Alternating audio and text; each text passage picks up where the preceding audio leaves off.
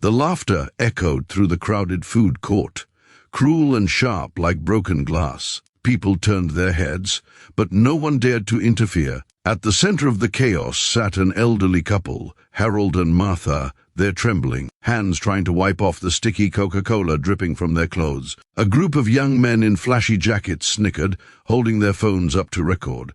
"Smile for TikTok, Grandma," one of them shouted. Harold's wrinkled hands clenched the edge of the table. His wife's eyes welled up, more from humiliation than the cold liquid soaking her shawl. Around them, whispers spread. But courage was nowhere to be found. They had come to town to celebrate their 50th wedding anniversary. A quiet dinner, a few pictures, that was all they wanted. Instead, they were being mocked like clowns in a cruel circus. "Come on, let's get out of here," Martha whispered, her voice shaking. But Harold stayed seated, staring down at his hands. "If I move now," he muttered, "they win." His pride burned quietly, but his heart ached more for his wife's tears than for himself. The crowd began to disperse, some recording, others pretending not to see. The bullies laughed louder, thinking they had just created another viral moment. A few tables away, a young man stood watching. His name was Ethan, tall, calm, with eyes that had seen war.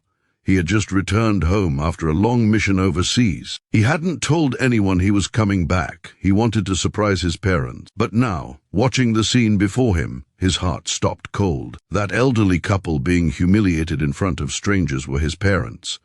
For a moment he couldn't breathe. His fists tightened as rage and disbelief collided inside him. Every instinct in his body screamed for control, but the years of Navy SEAL training kept him steady. He took one deep breath, wiped the tears from his eyes, and walked forward. The laughter continued until the young men noticed Ethan approaching.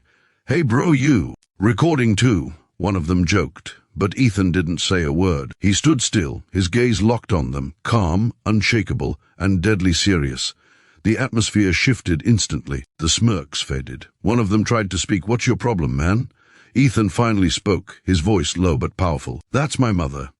The words cut through the noise like a blade. Silence fell.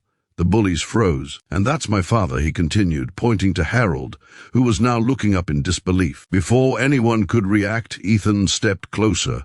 "Apologize," he said firmly. One of the boys laughed nervously. "Relax, man, it was just a joke." Ethan's eyes hardened. "A joke? You think humiliation is funny? You think hurting people makes you strong?" He didn't raise his voice, but the intensity in his tone made everyone in the food court stop what they were doing. "You know what real strength is?" he continued. "It's protecting the ones who can't fight back. It's knowing you can hurt someone but choosing not to." His words hit deeper than any punch could. The bullies shifted uneasily. "We're sorry, sir," one of them muttered. "Sorry doesn't clean the stains off their clothes," Ethan said quietly. "But maybe it can clean the stain off your soul, if you mean it." He looked at each of them in the eye, one by one, until they lowered their heads. Ethan turned to his parents, his voice softening. "Mom, Dad, let's go home." Martha burst into tears as she saw him, her boy, the one she prayed for every night, standing there like a guardian angel. Harold stood up slowly, his pride restored, not by vengeance, but by the love of his son. As they walked out, the entire food court fell silent. Not a single phone was recording now. People whispered, but it wasn't gossip anymore. It was respect.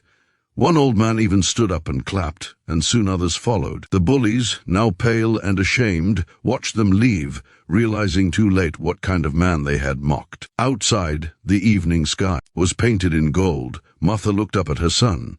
"Ethan," she whispered, "how long have you been home?" He smiled gently. "Just long enough to know I still have to protect my family."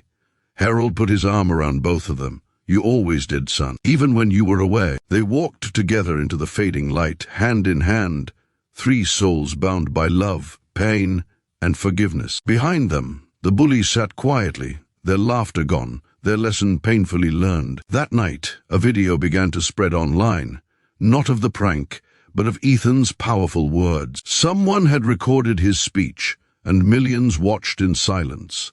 The caption read, "Real men protect, not humiliate." By morning, the story had gone viral. People across the world praised Ethan for his composure and strength. But for Ethan, the true victory wasn't in fame.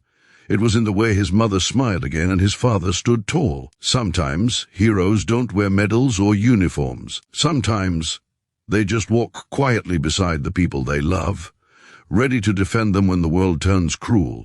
And that day, a son reminded everyone that kindness is stronger than cruelty, and that respect once lost can only be restored through courage.